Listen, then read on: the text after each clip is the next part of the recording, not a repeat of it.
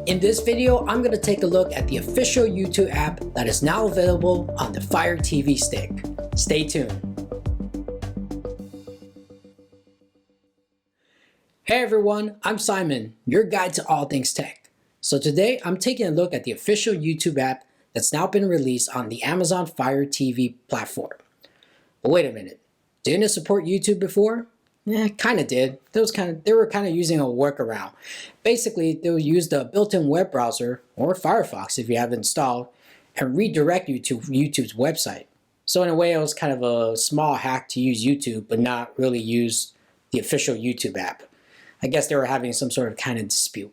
But now that's all over because the official app is now available on the Amazon Fire TV Stick. And overall, I like it. The performance is actually a little bit better than what you would get from the web browser. Back when I was using YouTube on my Amazon Fire TV, it was kind of slow, but not to a point where you can't use it. But with the official app, it just feels more slick and more fluid, and it just feels a lot better.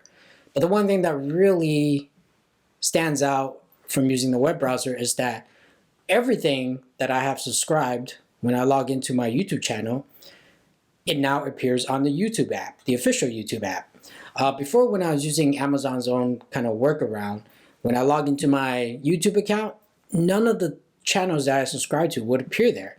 So in order for me to kind of like sync what I've already subscribed, I had to go to the channel and resubscribe again, which I find it kind of annoying because if I subscribe on my computer, I should be able to see it on any of the devices that I have that has the YouTube app on it.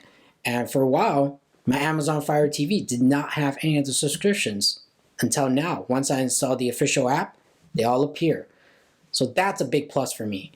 But overall, the YouTube official app is just more fluid, feels better, and definitely you guys are gonna have to get it because Amazon is pretty much promoting it. If you click on the old YouTube logo that was that's on the home screen, it's basically going to tell you, hey, the official app is available now. The old YouTube app will be removed in a few weeks. So no matter what, you're going to have to get it. But if you don't want to use the YouTube app, you could continue using the web browser. You could just launch the Silk browser or the Firefox browser and type in youtube.com.